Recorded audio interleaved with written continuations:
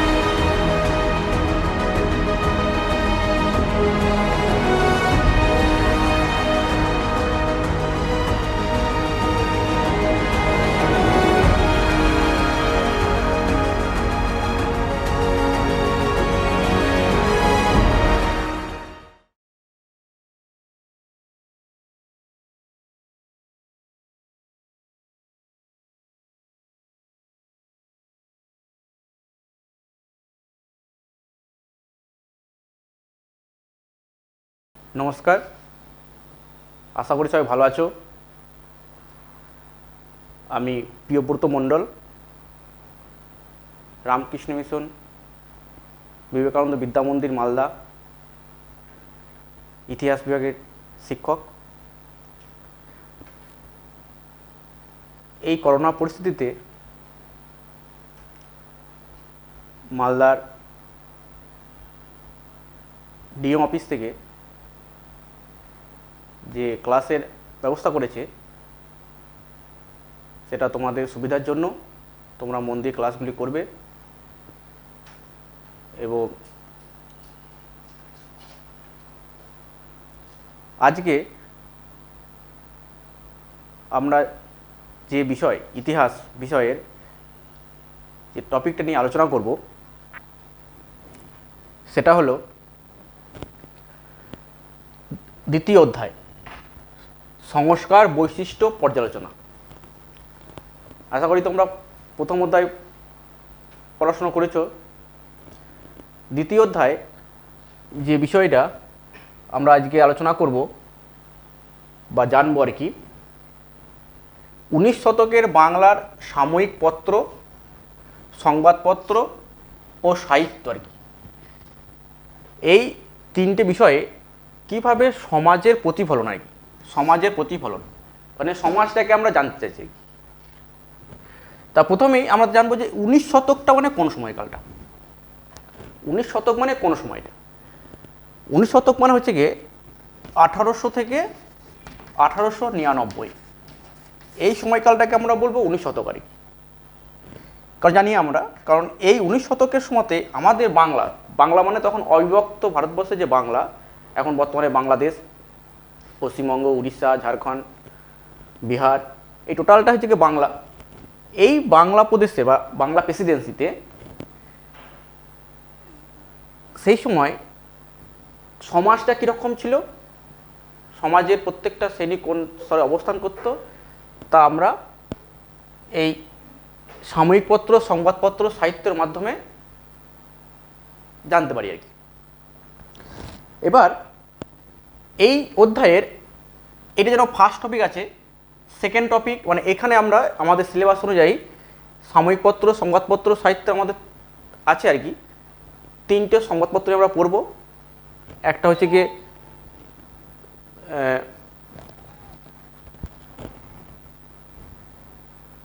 বামাবদ্রী পত্রিকা, দুই হচ্ছে গিয়ে গ্রাম বার্তা প্রকাশিকা, আর 3 নম্বর হচ্ছে গিয়ে হিন্দু প্যাট্রিয়ট পত্রিকা। এই তিনটে পত্রিকার বিষয়বস্তু সম্পর্কে আমরা ওয়াকিবল হব এবং দেখব যে কিভাবে তৎকালীন সমাজ ব্যবস্থা ছিল আর কি। আর সাহিত্যের ক্ষেত্রে আমরা দুটো পড়বো আর কি, একটা হচ্ছে গিয়ে নাটক, নীলদর্প নাটক, আর একটা হচ্ছে গিয়ে উপন্যাস হুতম প্যাঁচার নকশা। তাহলে আমরা এই টপিকটার মধ্যে তাহলে তিনটে বিষয় পেলাম, পাঁচটা বিষয় পেলাম। একটা হচ্ছে গিয়ে মায়াবধিনী পত্রিকা এক, 2 নম্বর হচ্ছে গিয়ে হিন্দু প্যাট্রিয়ট পত্রিকা, 3 নম্বর হচ্ছে গিয়ে গ্রাম বার্তা প্রকাশিকা পত্রিকা। তাহলে 3টে পত্রিকা, একটা নাটক নীলদর্পণ 4টে, আর 5 নম্বর হচ্ছে গিয়ে হুতম প্যাঁচার নকশা একটা উপন্যাস।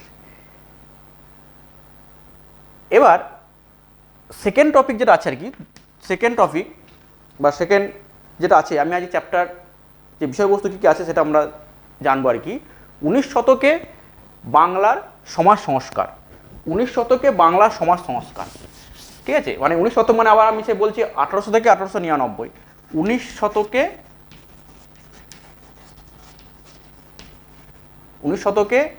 বাংলার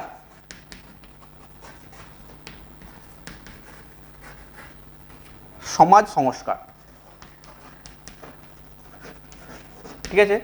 আর 3 নম্বর টপিক আছে এরপরে, এই একই 19 শতকে মানে এই সময় একই সময়কাল, 19 শতকে বাংলার শিক্ষা সংস্কার,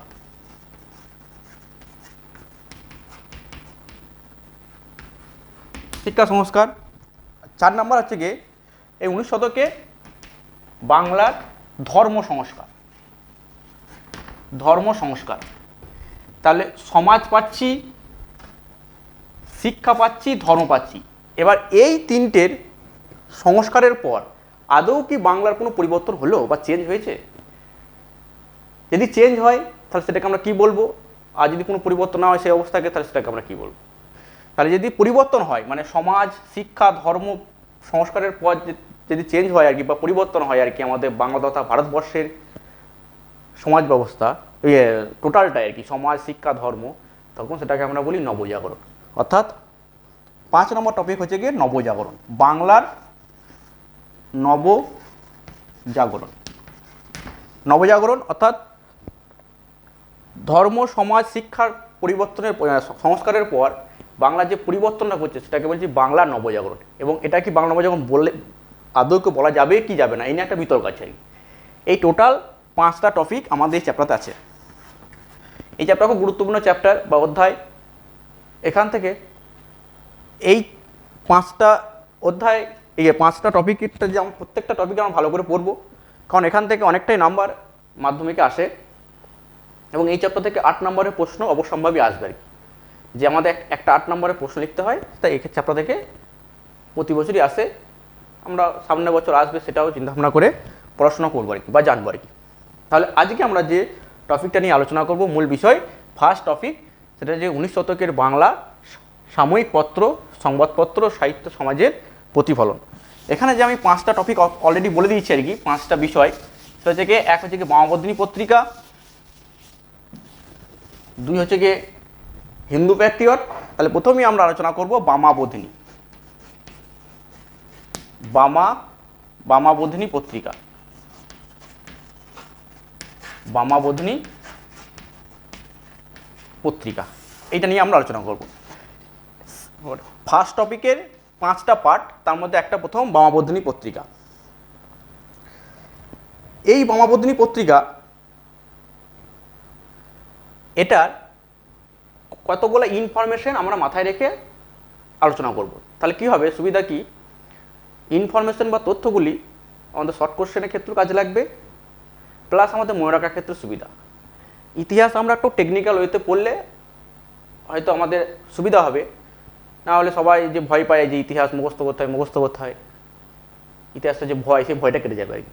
আমরা কতগুলো ইনফরমেশনের ভিত্তিতে বিষয়গুলো মনে রাখবো আর কি।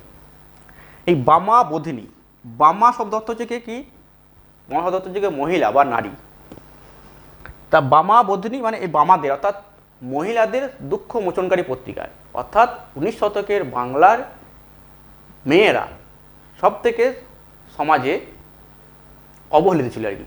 তাদের কোনো মর্যাদা ছিল না, তারা কোনো শিক্ষার অধিকার পেত না, তাদেরকে শুধুমাত্র অন্দরমহলে থাকতে হতো আর কি, অন্দরমহলে বাইরে আসতে হতো না। পর্দা প্রথা ছিল, কারণ তাদের মধ্যে সব থেকে অন্তর হয়েছে কি শিক্ষা, মানে শিক্ষা দেওয়া হতো না। সেই সময়কার রক্ষণশীল সমাজ, রক্ষণশীল সমাজ কাদেরকে বলা হয়? যারা কোনো পরিবর্তন চায় না, যে সমাজ কোনো পরিবর্তন চায় না সেই সমাজকে বলা হয় রক্ষণশীল সমাজ। তাই এই রক্ষণশীল সমাজের কিছু ব্যক্তি আর কি, বা কর্তা ব্যক্তিরা আর কি বলতো নাকি যে নারীদেরকে শিক্ষিত করলে, বা শিক্ষিতা নারী হচ্ছে কি অশুভত্বের প্রতীক আর কি, মানে অশুভ আর কি, মানে তারা সমাজে কিছু ভালো কাজ করতে পারে না। কিন্তু যত শিক্ষার ব্যবস্থা গড়ে উঠছে আস্তে আস্তে, পাশ্চাত্য শিক্ষা গড়ে উঠছে আর কি, পাশ্চাত্য শিক্ষা, তত নারীরা বা স্ত্রীদেরকে শিক্ষার আলোয় নিয়ে আসার চেষ্টা করা হচ্ছে আর কি। এবং সেই নারীদেরকে শিক্ষার আলোয় নিয়ে আসার ক্ষেত্রে সব থেকে গুরুত্বপূর্ণ ভূমিকা পালন করেছিল এই বামাবধিনী পত্রিকা। ঠিক আছে, এই বামাবধিনী পত্রিকা 1863 খ্রিস্টাব্দে প্রকাশিত হয়, 1863 খ্রিস্টাব্দে।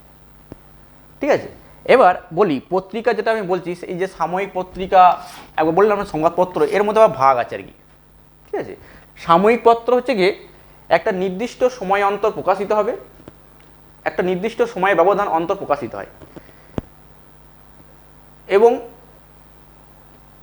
সে বিনোদনমূলক হোক, ম্যাগাজিন হোক, একটা নির্দিষ্ট সময় অন্তর প্রকাশিত হবে আর কি। আর সংবাদপত্র এটা প্রতিদিন সংবাদ ভিত্তিক, প্রতিদিনের বা প্রত্যহ সংবাদ ভিত্তিক এই পত্রিকা প্রকাশিত হয়, যেটা হচ্ছে সংবাদপত্র আর কি।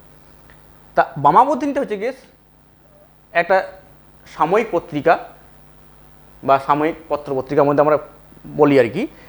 এই বামাবধিনী পত্রিকা হচ্ছে গিয়ে একটা সভা তৈরি হয়েছিল আর কি, 1863 খ্রিস্টাব্দে একটা সভা তৈরি হয়েছিল,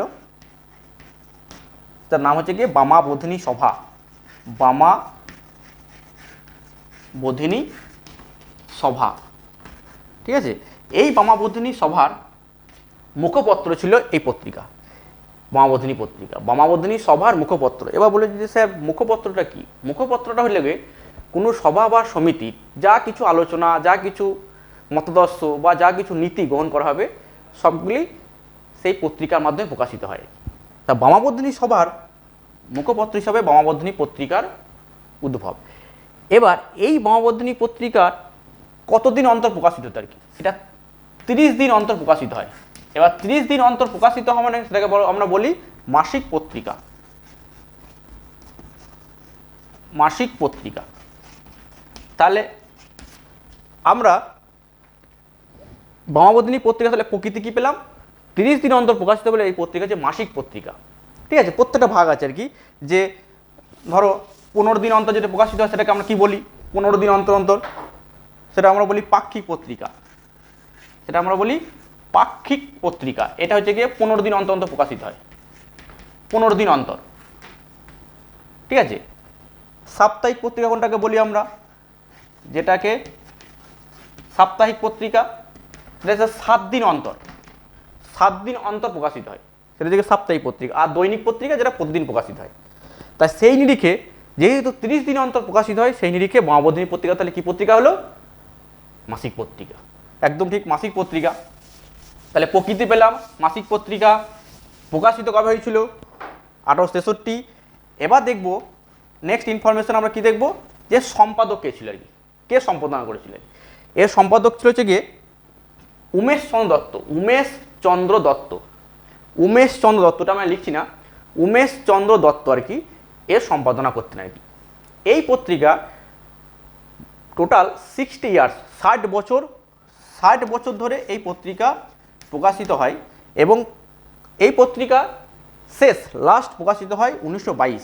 তারপরে আর পত্রিকা প্রকাশিত হয় না, 1922 খ্রিস্টাব্দে শেষ পত্রিকা প্রকাশিত হয়। তারপরে এই পত্রিকা কিন্তু আর প্রকাশ হয়নি, বন্ধ হয়ে যায় আর কি। তাহলে 1863 সালে এই পত্রিকা যখন প্রকাশিত হচ্ছে আর কি, প্রথম সম্পাদনা করছে উমেশ চন্দ্র দত্ত আর কি।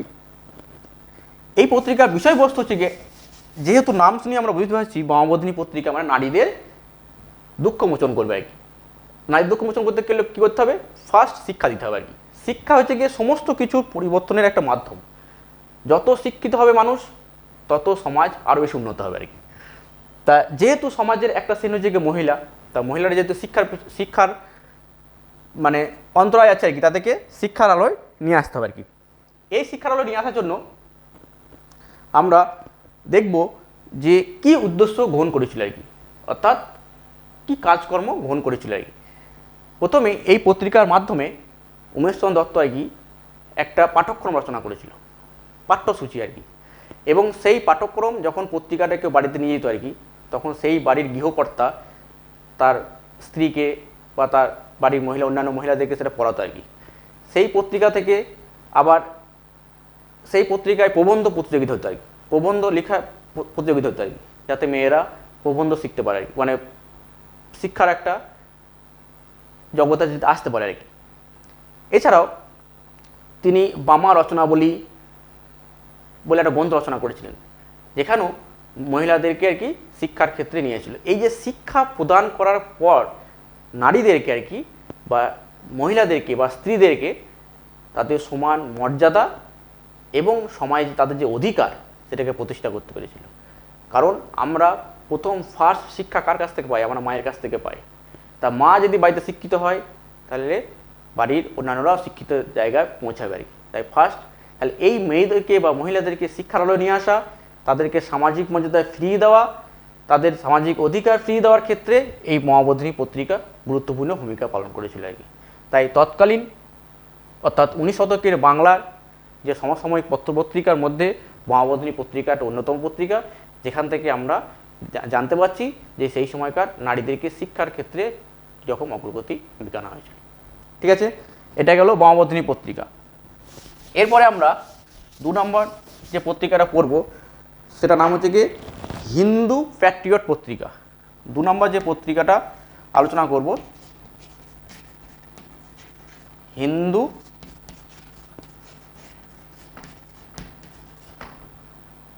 প্যাট্রিয়ট পত্রিকা। হিন্দু প্যাট্রিয়ট পত্রিকা, হিন্দু প্যাট্রিয়ট পত্রিকা। এই হিন্দু প্যাট্রিয়ট পত্রিকা এটাকে বলা হয় ভারতবর্ষের বাংলা তথা ভারতবর্ষের প্রথম জাতীয়তাবাদী পত্রিকা। তাহলে এই পত্রিকাটা কী ধরনের পত্রিকা ছিল? সাপ্তাহিক না মাসিক না পাক্ষিক? এটা প্রতি বৃহস্পতিবার প্রকাশিত হতো আর কি, বৃহস্পতিবার,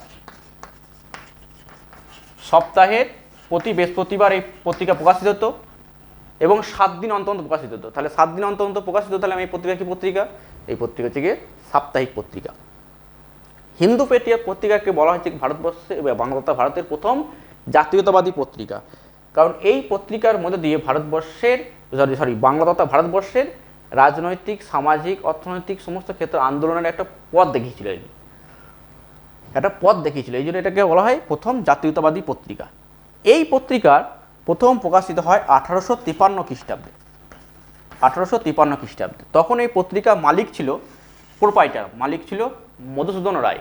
এই পত্রিকার মালিক ছিল মধুসূদন রায় আর কি, মধুসূদন রায়। এবং প্রথম যে সম্পাদক তার নাম হচ্ছে গিরিশচন্দ্র ঘোষ। পরবর্তীকালে মধুসূদন রায় দেখছে যে আমার এই হিন্দু প্যাট্রিয়ট পত্রিকা চালিয়ে আমার চলছে না, আমি তো বিক্রি করে দেবো। তখন এটা বিক্রি করে দেয়, হিন্দু প্যাট্রিয়ট পত্রিকা মালিকানা বিক্রি করে দেয় হারানচন্দ্র মুখোপাধ্যায়। হারানচন্দ্র মুখোপাধ্যায়, এই হারানচন্দ্র মুখোপাধ্যায় ছিল হরিশচন্দ্র মুখোপাধ্যায় দাদা। হারানচন্দ্র মুখোপাধ্যায় ছিল হরিশচন্দ্র মুখোপাধ্যায় দাদা। 1855 খ্রিস্টাব্দে এই পত্রিকার মালিকানা চেঞ্জ হয় আর কি। তখন পত্রিকার মালিকানা কে হয়? হারানচন্দ্র মুখোপাধ্যায়।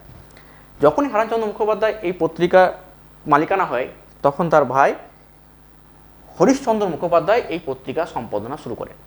এই হরিশচন্দ্র মুখোপাধ্যায় যখন এই পত্রিকা সম্পাদনা শুরু করেন, হিন্দু প্যাট্রিয়ট পত্রিকা সব থেকে বেশি জনপ্রিয়তা লাভ করে, সব থেকে বেশি জনপ্রিয়তা লাভ করে। এবং তিনি 1861 সাল পর্যন্ত 1861 সাল পর্যন্ত এই পত্রিকা সম্পাদনা করেছিলেন। তারপর তিনি মারা যায়। তারপরে তারপর যদি আমাদের সময়কালটা দেখি, আবার একটা ইনফরমেশন মনে রাখবো। তাহলে 1853, আমি আবার বলছি 1853 খ্রিস্টাব্দে প্রথম প্রকাশিত পত্রিকা। তখন মালিক কে ছিল? মধুসূদন রায়। 2 নম্বর ইনফরমেশন। 3 নম্বর হচ্ছে কি 1855 খ্রিস্টাব্দে মালিকানা চেঞ্জ হচ্ছে আর কি। কে নিচ্ছে আর কি? হারানচন্দ্র মুখোপাধ্যায়। 1855 খ্রিস্টাব্দে সম্পাদনার দায়িত্ব কে নিচ্ছেন? হরিশচন্দ্র মুখোপাধ্যায়। কতদিন পর্যন্ত ছিল হরিশচন্দ্র মুখোপাধ্যায় আন্ডারে? 1861। তারপরে 1892 খ্রিস্টাব্দে এই পত্রিকা দৈনিক পত্রিকায় পরিণত হয়। ঠিক আছে, 1892 খ্রিস্টাব্দে এই পত্রিকা দৈনিক পত্রিকা, মানে প্রতিদিন প্রকাশিত হতে শুরু করে। এই পত্রিকার 1923 খ্রিস্টাব্দে 1923 1923 খ্রিস্টাব্দে এই পত্রিকা প্রকাশ বন্ধ হয়ে যায়। ঠিক আছে, 1923 খ্রিস্টাব্দে এই পত্রিকা প্রকাশ বন্ধ হয়ে যায়। এবার দেখব এই পত্রিকার বিষয়বস্তু কী। এই পত্রিকার মাধ্যমে আমরা তৎকালীন সমাজ ব্যবস্থা কী বিষয় জানতে পারি আর কি। এই পত্রিকার বিষয়বস্তু হচ্ছে গিয়ে তৎকালীন সময়ে ব্রিটিশ সরকার এবং নীলকর সাহেবদের যে অত্যাচার দরিদ্র মানুষদের যে উপর অত্যাচার করছে সেই অত্যাচারের কাহিনী, শোষণের কাহিনী এই পত্রিকা তুলে ধরতো আর কি।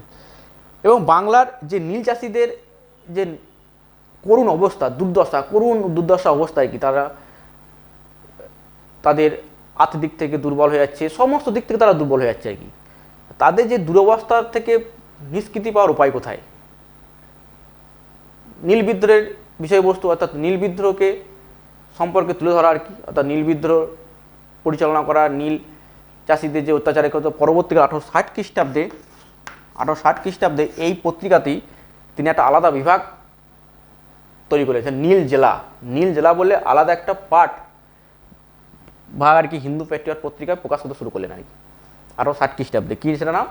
ইন্ডিগো ডিস্ট্রিক্টস বা নীল জেলা আর কি, যেখানে নীল চাষিদের করুণ অবস্থার কথা তুলে ধরতো আর কি এবং নীল বিদ্রোহের বিষয়বস্তু তুলে ধরতো আর কি।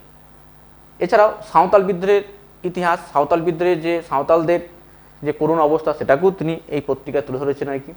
এই কারণে হিন্দু প্যাট্রিয়ট পত্রিকাকে বলা হয় রাজনৈতিক, সামাজিক, অর্থনৈতিক আন্দোলনের একটা অন্যতম পন্থা আর কি। এবং অন্যতম ঐতিহাসিক বলেছেন যে সবথেকে সমাজের শত্রু আমাদেরকে চিনিয়ে দেয় কে? আমাদের সমাজের সমস্ত শত্রুকে চিনিয়ে দেয় সংবাদপত্র। তা এই আমাদের সমাজে আমাদের শত্রুকে, আমাদের ক্ষতি করছে কে? এই টোটালটাই পরিবেশন করে সংবাদপত্র, মিডিয়া মাধ্যম। তা সেই সময় তো মিডিয়া ছিল না, এই পত্রপত্রিকার মাধ্যমেই শিক্ষিত সমাজের কাছে পৌঁছে যাচ্ছে যে না, এই গরিব মানুষটা কত অসহায়। তাই নীল বিদ্রোহ, সাঁওতাল বিদ্রোহ প্রত্যেকটা ক্ষেত্রেই এই পত্রিকা অন্যতম গুরুত্বপূর্ণ ভূমিকা পালন করেছিল। এটাও আমাদের 4 নম্বরের জন্য আসতে পারে বা 8 নম্বরের জন্য আসতে পারে। মামাবদনী পত্রিকা, হিন্দু প্যাট্রিয়ট পত্রিকা দুটো কিন্তু খুব গুরুত্বপূর্ণ দুটো পত্রিকা আর কি। আর একটা লাস্ট যে পত্রিকাটি নিয়ে আমরা আলোচনা করব সেটা হচ্ছে গিয়ে গ্রাম বার্তা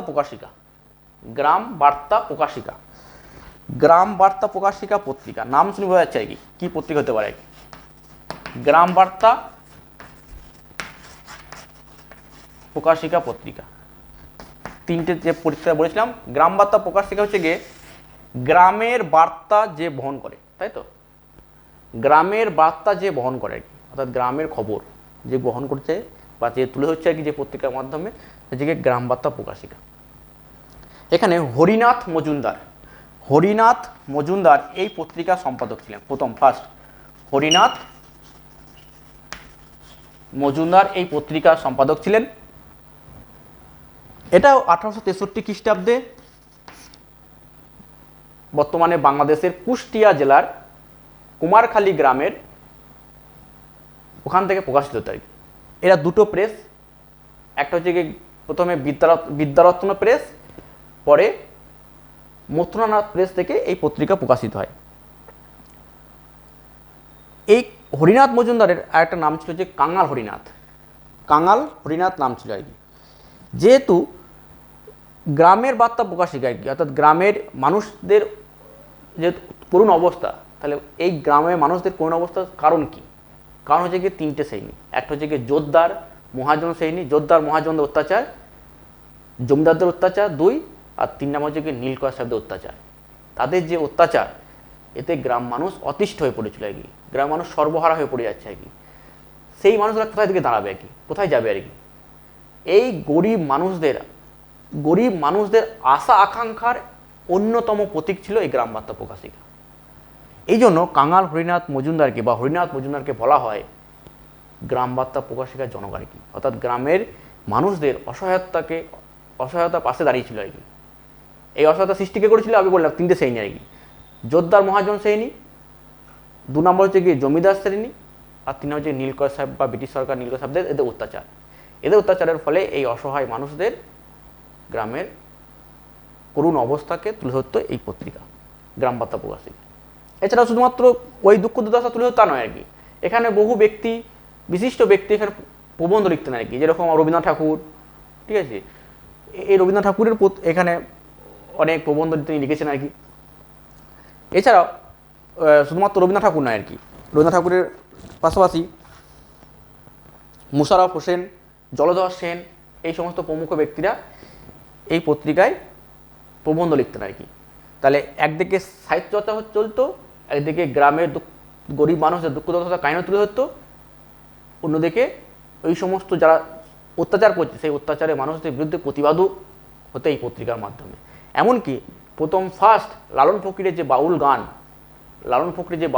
সেই বাউল গান এই গ্রাম বার্তা প্রকাশিকায় প্রথম প্রকাশিত হয়। এবং কাঙাল হরিনাথ এই লালন ফকিরের অন্যতম প্রকৃষ্ট একজন বন্ধু ছিলেন, তার কাছ থেকে তিনি অনেক কিছু শিখেছিলেন, অনেক কিছু গান শিখেছিলেন। তাহলে এই গ্রাম বার্তা প্রকাশিকা পত্রিকাটা আর কি 19 শতকের বাংলার গ্রামীণ সমাজের চিত্র ফুটিয়ে তুলছে আর কি। তাই আবার বলি যে গ্রাম মানুষের আশা আকাঙ্ক্ষার অন্যতম প্রতীক হিসাবে গ্রাম বার্তা প্রকাশিকা পত্রিকার গুরুত্ব অপরিসীম। তাহলে আমাদের 3টে পত্রিকা সম্পর্কে পড়া হলো। একটা হচ্ছে গিয়ে মহামর্দিনী পত্রিকা,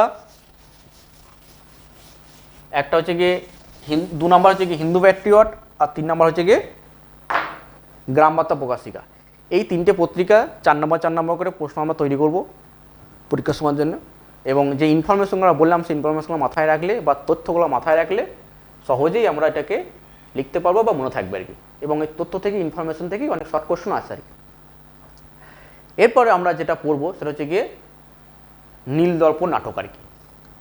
নীলদর্পণ নাটক 4 নম্বর টপিক আর কি, 4 নম্বর যে বিষয়, এই টপিকের 4 নম্বর বিষয় আর কি, যে নীলদর্পণ নাটক। এই নীলদর্পণ নাটকটা হচ্ছে গিয়ে লিখেছিল যে দীনবন্ধু মিত্র। এই দীনবন্ধু মিত্র কে ছিলেন? এই দীনবন্ধু মিত্র ছিলেন সেই সময়কার পোস্টাল ডিপার্টমেন্টে বা পোস্ট অফিসে চাকরি করতেন। সেই কারণে তিনি এখানে একটা ছদ্মনাম নিয়ে এই পত্রিকাটা প্রকাশ করেছিলেন। পত্রিকা নয়, নাটকটা লিখেছিলেন কেনচিৎ পথিকেন ছদ্মনাম নিয়ে এই নীলদর্পণ নাটকটি লিখেছিলেন। কত খ্রিস্টাব্দে লিখেছিলেন? 1860 খ্রিস্টাব্দে। এই নাটকটি কোথা থেকে প্রকাশিত হয়? ঢাকা, মানে নাটকটি কোথা থেকে হয়? ঢাকা থেকে। ঢাকা, অধুনা বাংলাদেশে এখন ঢাকা, এই ঢাকা থেকে এই নাটকটি প্রকাশ হয় প্রথম ফার্স্ট। এই নাটকটি খুব গুরুত্বপূর্ণ নাটক আর কি, কারণ নদিয়া জেলার একটা বাস্তব কাহিনী আর কি। নদিয়া জেলার যে নীলকর সাহেবদের যে অত্যাচারী আর কি, নীলকর সাহেবদেরকে, নীলকর বারবার নীলকর বলছি যে স্যার বারবার নীলকর বলছে, নীলকরটা কারা? নীলকররা হচ্ছে গিয়ে বাংলায় নীল চাষ করতে এসেছিল আর কি। তারা বাংলায় নীল চাষ করার জন্য এসেছিল আর কি, তাদেরকে বলা হয় নীলকর আর কি। এরা বাংলা চাষিদেরকে জোর করে তাদের জমিতে নীল চাষ করাতো, এবং যারা চাষ করতো না তাদের উপর অত্যাচার করতো আর কি। এবং শুধু অত্যাচারটা শুধুমাত্র সীমিত নয়, এক বিভৎস চরম অত্যাচার করতো আর কি। যখন চরম অত্যাচারের শিকার হয়ে যখন দেওয়ালে পিঠ থেকে যাচ্ছে, তখন তারা আন্দোলন বিদ্রোহ করছে, যেটা আমরা জানি নীল বিদ্রোহ আর কি। তা এই নীল বিদ্রোহের প্রেক্ষাপটে এই নাটকটি লেখা হয়। নীল বিদ্রোহের প্রেক্ষাপটে এই নাটকটি লেখা হয়। এই নাটকটি হচ্ছে গিয়ে প্রথম নাটক। এই নাটকটি যে প্রথম নাটক, যে নাটকটা বিদেশি ভাষায় অর্থাৎ ইংরেজি ভাষায় অনুদিত হয় বা অনুবাদ করা হয়েছিল আর কি। অনুবাদ করেছিলেন মধুসূদন দত্ত, মাইকেল মধুসূদন দত্ত আর কি। কিন্তু প্রকাশ হয়েছিল কার নামে? জেমস লং সাহেবের নামে। জেমস লং সাহেবের নামে এইটা প্রচারিত হয় বা প্রকাশিত হয় আর কি। এই কারণে জেমস লং সাহেবকে জরিমানা করা হয় এবং তার জেল হয়েছিল আর কি। 1000 টাকার মতো জরিমানা করা হয়েছিল আর কি, যে তিনি কেন এই নাটকটা অনুবাদ করেছিলেন ইংরেজিতে আর কি। ঠিক আছে, তাহলে এই নাটকটা জরিমানা করা হচ্ছে। তাহলে নাটকটা বিষয়বস্তু কি? নাটকটা বিষয়বস্তু আবার বলছি, সেই গ্রাম বাংলার মানুষের যে কষ্ট, অত্যাচার নীলকর সাহেবদের, সেটাকে করুণভাবে বাস্তব ধর্মীভাবে তুলে ধরেছেন এই নাটকের মধ্যে দিয়ে আর কি। যখন এই নাটকটা অভিনয় হতো আর কি কোনো নাট্যমঞ্চস্থ আর কি, তখন মানুষের মধ্যে ব্রিটিশ সরকারের প্রতি একটা ক্ষোভ, ইংরেজদের প্রতি একটা ক্ষোভ প্রচারিত হতো আর কি, যে না ব্রিটিশরা কতটা নিচে নামতে পারে আর কি, নীলকর সাহেবরা কতটা নিচে নামতে পারে আর কি, মানুষকে কতটা অত্যাচার করতে পারে আর কি, তা এই নাটকের মধ্যে দিয়ে প্রতিফলিত হয়ে যায় আর কি। সেই কারণে নীলকর নাটকটা হচ্ছে গিয়ে নীলদমন নাটক হচ্ছে গিয়ে জনগণের মধ্যে একটা স্বাদেশিকতার জন্ম দিয়েছিল আর কি, স্বাদেশিকতা, স্বদেশ বোধ, দেশপ্রেম বোধ এই নাটকের মধ্য দিয়ে ফুটে ওঠে আর কি। দেশপ্রেম বোধ, জাতীয়তা বোধ, স্বাদেশিকতা বোধ এই নাটকটার মধ্যে গড়ে ওঠে আর কি। এবং এই নাটকটা আর যে সমস্ত চরিত্ররা ছিল আর কি, যে ইংরেজ চরিত্র যে কতটা ঘৃণা হতে পারে, কতটা বিদ্বেষপূর্ণ হতে পারে আর কি, তাই নাটকের মধ্যে দিয়ে ফুটিয়ে তুলেছিলেন দীনবন্ধু মিত্র আর কি। নীলদর্পণ নাটকটি বাংলার কৃষক আন্দোলনের বাংলার যে কৃষক আন্দোলন, যতগুলো কৃষক আন্দোলন হয়েছিল তার অন্যতম একটা দলিল হিসাবে এই নীলদর্পণ পরিগণিত। এবং এই নীলদর্পণ নাটকটির জনপ্রিয়তা, তারপরে এটা বিদেশি ভাষায় প্রথম অনুবাদ করা, জাতীয়তাবোধে সিক্ত এই নাটকটির সাথে বঙ্কিমচন্দ্র চট্টোপাধ্যায় এটা তুলনা করেছেন আর কি, হ্যারিয়েট বিচার স্টোর একটা লেখা আর কি, আঙ্কেল টমস কেভিন নাটকের সাথে তুলনা করেছেন আর কি। এবং এই নাটকটিকে আবার বলবো আর কি, যে ভারতবর্ষে এখনও পর্যন্ত আর কি ভারতবর্ষের ব্রিটিশ সরকার নীলকর সাহেবদের অত্যাচারের বিরুদ্ধে জাতীয়তাবাদের জাগরণের ক্ষেত্রে একটা অন্যতম গুরুত্বপূর্ণ নাটক আর কি। এটাও 4 নম্বর জন্য আমরা তৈরি করবো। আবার বলি, নীলদর্পণ নাটক কে লিখেছিলেন? দীনবন্ধু মিত্র। কবে প্রকাশিত হয়েছিল? 1860 খ্রিস্টাব্দে। কোন প্রেক্ষাপটে লেখা হয়েছিল? নীল বিদ্রোহের প্রেক্ষাপটে লেখা হয়েছিল। কোথা থেকে প্রকাশিত হয়? ঢাকা থেকে। এবং এটি প্রথম এটা মঞ্চস্থ হয় 1872 খ্রিস্টাব্দে জাতীয় নাট্যশালায় এটা প্রথম মঞ্চস্থ হয়েছিল আর কি। এবং এই নাটকের বিষয়বস্তু নীলকর সাহেবদের অত্যাচারের কাহিনী এবং গ্রাম বাংলা মানুষের দুঃখ দুর্দশার বিষয়টি এই নাটকের মধ্যে ফুটিয়ে তুলেছিল আর কি।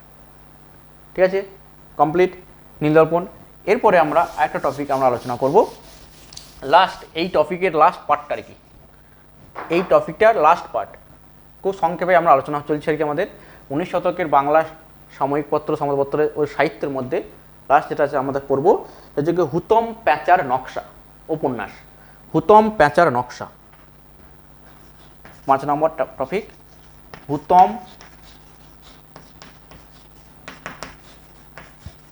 প্যাঁচার নকশা।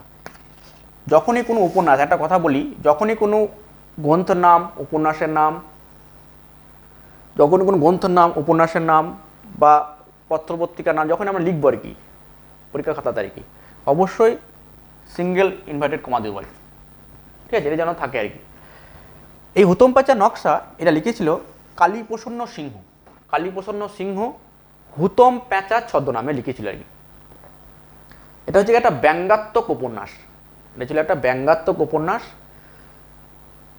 1862 খ্রিস্টাব্দে 1862 খ্রিস্টাব্দে এটা প্রকাশিত হয়, প্রথম খণ্ড আর কি।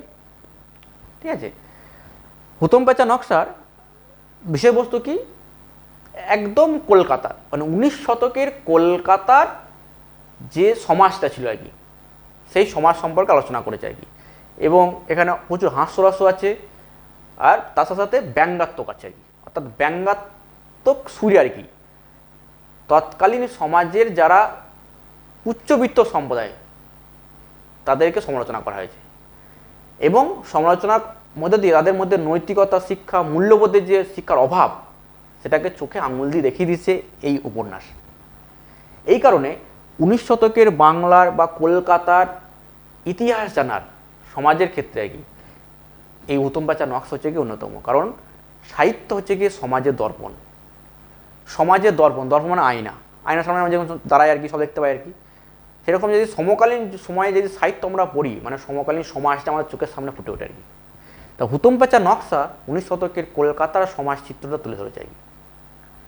এখানে 3টে শ্রেণীর কথা বলা হয়েছে আর কি, সমাজের 3টে শ্রেণী মানুষের। 1 নম্বর শ্রেণী কি? যারা সেই পাশ্চাত্য শিক্ষায় বা ইংরেজি শিক্ষায় শিক্ষিত হয়ে একদম ইংরেজ সাহেবদের অন্ধ অনুকরণ, ইংরেজ সাহেবরা যা করবে, যা পোশাক পরবে, যা আদব কায়দা কালচার যা করবে সেটাকে আমি গ্রহণ করলাম আর কি, কারণ আমি শিক্ষিত লোক আর কি, আমি পাশ্চাত্য শিক্ষায় শিক্ষিত হয়েছি, আমি ইংরেজি ভাষায় কথা বলতে পারি, ইংরেজি ভাষায় লিখতে পারি। অর্থাৎ একটা শ্রেণী ছিল সমাজের যারা পাশ্চাত্য শিক্ষায় শিক্ষিত হয়ে অন্ধ অনুকরণকারী একটা শ্রেণী, একদম অন্ধ অনুকরণ আর কি।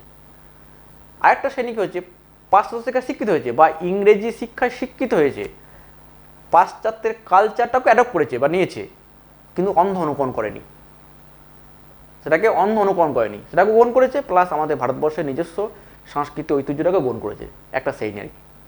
আরেকটা শ্রেণী হচ্ছে কি না গ্রহণ করেছে ইংরেজি শিক্ষা, না গ্রহণ করেছে পাশ্চাত্য শিক্ষা, তারা হচ্ছে কি গোড়া হিন্দু সমাজ। তাহলে তিনটে শ্রেণী পেলাম, একটা অন্ধ অনুকরণকারী, একটা অন্ধ অনুকরণকারী নয়, একটা হচ্ছে গিয়ে কোনো শিক্ষায় গ্রহণ করে নাই, মানে রক্ষণশীল ব্যক্তি আর কি। এই তিনটে শ্রেণীর মানুষ সেই সময়তে কলকাতার সমাজ ব্যবস্থা পড়েছে। তাহলে এরা যে কালচারটা তৈরি করেছে আর কি, বা এরা যে সংস্কৃতিটা তৈরি করেছে আর কি, কলকাতায় ফুটিয়ে তুলেছে আর কি, সেটাকে বলা হয় বাবু সংস্কৃতি বা বাবু কালচার। এবার বলতে পারি স্যার যে বাবু কালচারটা কি, বাবু কালচার বাবু সংস্কৃতিটা কাকে বলে? এটা হচ্ছে গিয়ে কলকাতায়, সেই সময়কার কলকাতায় হঠাৎ করে ফুলে ফেঁপে ওঠা আর কি ধনী লোক আর কি, হঠাৎ করে ফুলে ফেঁপে ওঠা ধনী লোক যারা হঠাৎ করে টাকা পয়সা হয়ে গেছে, অনেক হঠাৎ করে ধনী হয়ে যায় না, দেখতে হবে যে হঠাৎ করে অনেক বড়লোক হয়ে গেল আর কি, অত বড়লোক ছিল না, হঠাৎ করে হয়ে গেল আর কি, হঠাৎ করে বড়লোক হয়ে যাচ্ছে কলকাতাতে, তারা শিক্ষিত হয়েছে আর কি। আবার কিছু কিছু শ্রেণী আছে যারা ব্যবসা বাণিজ্য করে প্রচুর টাকা উপার্জন করেছে, আর কিছু শ্রেণী আছে সেই সময়কার গ্রাম থেকে চলে যাওয়া কিছু জমিদার গিয়ে শহরে বসবাস করছে আর কি। গ্রাম থেকে চলে যাওয়া কিছু জমিদার ব্যবসা বাণিজ্য থেকে উপার্জিত কিছু অর্থ এবং পাশ্চাত্য শিক্ষায় শিক্ষিত হয়ে হঠাৎ করে ফুলে ফেঁপে ওঠা একটা ধনী সম্প্রদায়, তারা যে বিলাসবহুল জীবনযাপন করত, তারা যে কলকাতাতে বিলাসবহুল জীবনযাপন করত এবং যে দেখনদারি, আমি দেখাচ্ছি কিন্তু আদর্শটা নয় আর কি, দেখনদারি সংস্কৃতি চর্চা করতো আর কি, বা দেখনদারি সংস্কৃতিকে তারা অ্যাডপ্ট করেছিল আর কি, সেই সংস্কৃতি বা সেই সমাজটাকে বলা হয় যে বাবু সংস্কৃতি বা বাবু কালচার, যেটা আদৌ সেই সময়তে কাম্য ছিল না, কারণ ব্রিটিশ সরকার ভারতবর্ষকে শোষণ করছে আর কি, আর আমি শিক্ষিত হয়ে সমাজে উচ্চবিত্ত মানুষ হয়ে কী করছি, ওই বিলাসবহুল জীবনযাপন করছি, আহ্লাদ আমোদ এর মধ্যেই ডুবে থাকছি আর কি, কিন্তু আমার মধ্যে কী আসছে আস্তে আস্তে তাহলে নৈতিকতা বোধ মূল্যবোধের অভাব তৈরি হচ্ছে আর কি, এই বাবু কালচারটা যেটা সমাজের অধপতন করছে আর কি, এটাই হুতুম পেঁচা নকশার বিষয়বস্তু। বাবু কালচারের যে অধপতন, বাবু সংস্কৃতি যে সমাজের অধপতন করছে আর কি, সেই অধপতন ঘটিয়েছিল আর কি, সেটা কি ব্যঙ্গাত্মক সুরে তিনি তুলে ধরেছেন আর কি, হুতুম পেঁচা নকশার মধ্য দিয়ে আর কি। এবং পরবর্তীকালে আরও যে সেই সময়তে যে বিভিন্ন উৎসব অনুষ্ঠান ছিল আর কি, সেই অনুষ্ঠানের কথাও এখানে তুলে ধরা হয়েছে নকশাতে আর কি, হুতুম পেঁচা নকশা গ্রন্থে আর কি। এই হুতুম পেঁচা নকশা হচ্ছে গিয়ে প্রথম ভারতবর্ষে, বাংলা তথা ভারতবর্ষের ব্যঙ্গাত্মক সাহিত্য আর কি, ব্যঙ্গাত্মক সাহিত্য। এবং এই উপন্যাসকে চার্লস ডিকেন্সের একটা লেখা বই, ঠিক আছে, চার্লস ডিকেন্সের একটা লেখা বই, তার নাম হচ্ছে গিয়ে বজের স্কেচ, চার্লস ডিকেন্সের লেখা বজের স্কেচ, এর সঙ্গে তুলনা করেছেন বঙ্কিমচন্দ্র চট্টোপাধ্যায় চার্লস ডিকেন্সের লেখা বজের স্কেচ গ্রন্থের সাথে তুলনা করেছেন আর কি এই হুতুম পেঁচা নকশাকে। আবার বলি লাস্টে যে হুতুম পেঁচা নকশা হচ্ছে গিয়ে 19 শতকের বাংলার সমাজের যে অধপতিত সমাজে উচ্চবিত্ত মানুষের যে জীবনযাত্রা, কালচার, সংস্কৃতি এবং তৎকালীন সময় যে আচার অনুষ্ঠান, কিছু কুসংস্কার, সেইগুলিকে ব্যঙ্গাত্মক সুরে তিনি এই গ্রন্থের মাধ্যমে তুলে ধরেছেন, যার মাধ্যমে আমরা 19 শতকের সমাজের একটা পূর্ণাঙ্গ চিত্র ধরা পড়েছে এই উপন্যাসের মধ্য দিয়ে। সেই জায়গায় অন্যতম ঐতিহাসিক দলিল হিসাবে হুতুম পেঁচা নকশা গুরুত্বপূর্ণ। তাহলে আজকে আমরা 5টা টপিক পড়লাম: বামাবধিনী পত্রিকা, হিন্দু প্যাট্রিয়ট পত্রিকা, গ্রামবার্তা প্রকাশিকা, নীলদর্পণ নাটক এবং হুতুম পেঁচা নকশা। মূল টপিক কি? 19 শতকের বাংলা সাময়িক পত্র, সংবাদপত্র, সাহিত্যের সমাজের প্রতিফলন আমরা সংক্ষেপে আলোচনা করলাম। এখান থেকে 4 নম্বরের প্রশ্ন আসবে, 8 নম্বরের প্রশ্ন আসতে পারে। ঠিক আছে, আমরা ভালোভাবে পড়বো, জানবো। নেক্সট দিন আমরা এই চ্যাপ্টার 2nd টপিক নিয়ে আলোচনা করব। আশা করি সবাই ভালো থাকবে। নমস্কার।